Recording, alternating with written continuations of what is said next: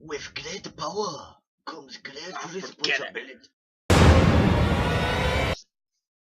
You're a dick. I know. The Amazing Spider-Man is a game about Spider-Man. Yeah, it's basically set after the movie, and it like follows that. Basically, as it says on the back of the game case, the epilogue to the original film. Yes. So let's get on with the review. Do you want to go? Sure.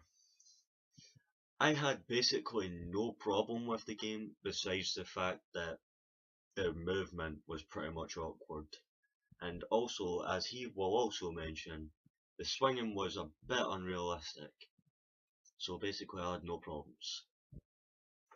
Okay, so we're starting off with the problems. So let's just mention everything that the game has wrong. Also, the game basically is the Spider-Man version of Arkham City.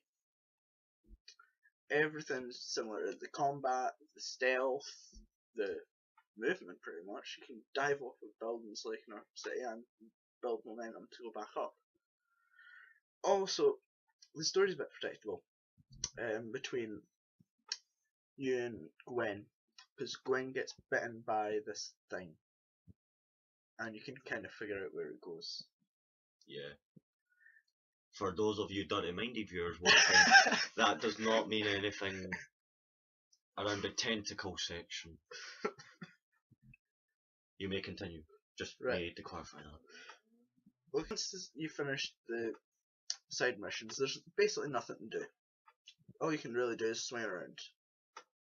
I think if they had added more like what the Spider-Man 2 game and the Spider-Man 3 game had, which was in Spider-Man 3 you could respond to alerts, even when you had completed the game, it would never end, basically. And Spider-Man 2 you could just swing around the city and you would find out, oh wait, there's a robbery happening underneath me. Yeah, pretty much what he's saying is, you're forever a superhero. He wants a superhero. Yeah, in this game which is quite miserable and sad, if you've ever read a comic book, because superheroes don't really get happy endings, mostly. Like Batman, he never got a happy beginning either. So let's move on to the happy stuff after we've just went past the... Yeah, just bring in the depressing, be a wee bit biased, and then bring in the happiness.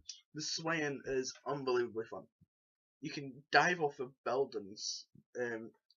Empire State Building, you can climb to the very top just to dive off. Like a suicidal trap. Yeah. Yeah. I mean literally dive off. Yeah. It's basically a game where you can pretend to be suicidal and actually not die. So you can take out your frustrations. That's why I actually used to enjoy playing the Spider-Man games. Because you could jump off in buildings and survive. I think this person used to be suicidal. Anyway. It's a good thing is not anymore though. At least I think it is. Web Rush is another way of moving around, and basically what you do is you press a button and you select where you want to go, and you get this little cutscene that Spider-Man runs to it, or jumps from building to building, or even dives and catapults himself. Aye, that's pretty awesome. It's just like web vision, you actually get to see through the eyes of Spider-Man. Yeah. And then you just basically do a cool cinematic Also, you can chain moves up, so like, if you want to jump on, if you want to swing around a flag and then land on a chimney or something, and then dive on another flag and then do the same thing again, you can do that. And also, another good part of the game is the missions part. It's actually when they don't run out. There are a few missions, such as the missions which I particularly enjoyed, which was finding the alternate costumes you could wear. My personal favourite was, and spoiler alert for those of you who haven't played the game yet, was the Future Foundation costume you could get. Mine's my favourite costume wasn't really one that I found. It was more one that I got from getting the DLC. getting the film. Yeah, I got it for DLC. Okay, I don't feel special now. He's cheap. I got the vigilante costume from the film, and I think that looks really cool. I got the vigilante costume from DLC. Stop it! You're making me feel not special anymore. I have the inside line on these things. You got tons of side missions here. There's ones where you can go and you can find certain villains like Iguana, Rhino. There's also Black Cat, my personal favourite. Also, the villains are done in a completely new way. They're all